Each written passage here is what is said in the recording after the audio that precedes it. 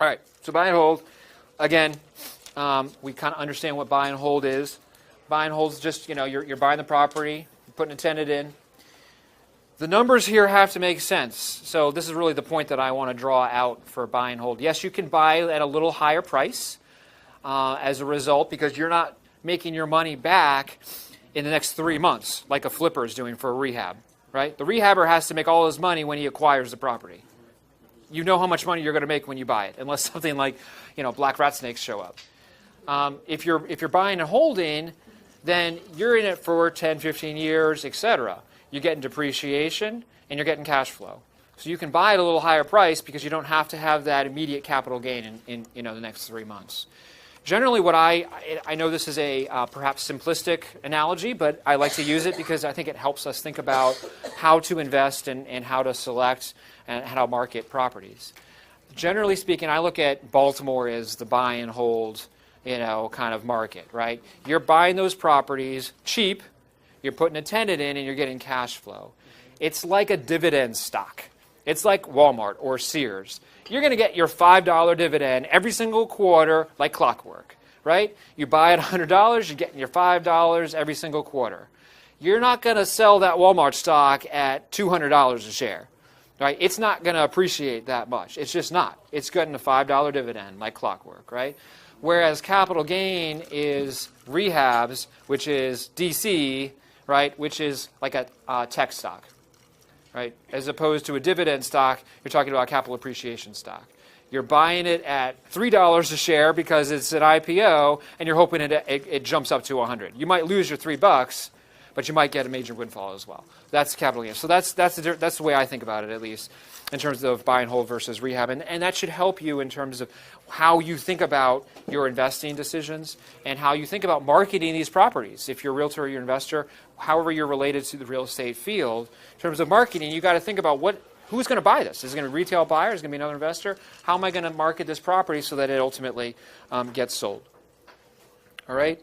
The 1% rule, I don't even know that I really like the 1% rule. Generally, the 1% rule says, you take your monthly rents and you divide by 1%, 0.01, and that's how much of purchase price you can buy for. I don't know that always works. It's just a heuristic. It's a shorthand way of assessing the viability of a deal at the outset.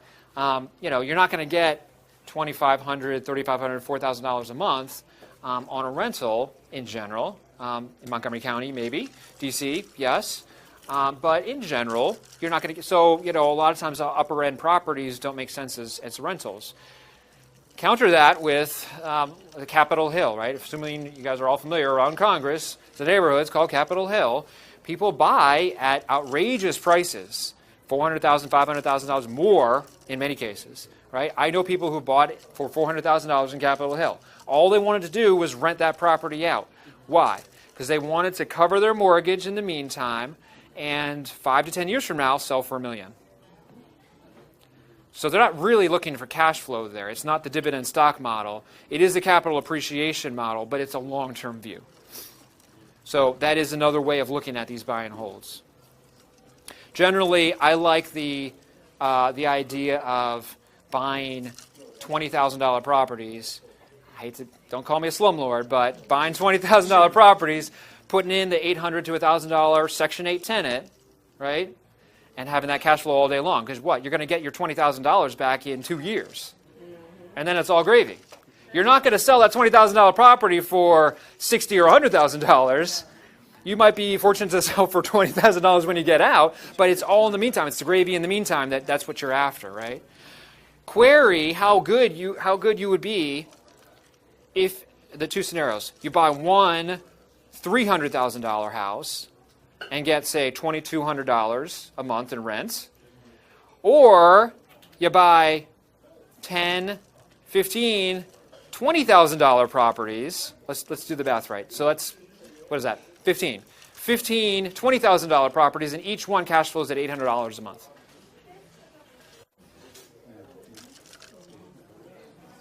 Same $300,000 in either case. You follow that?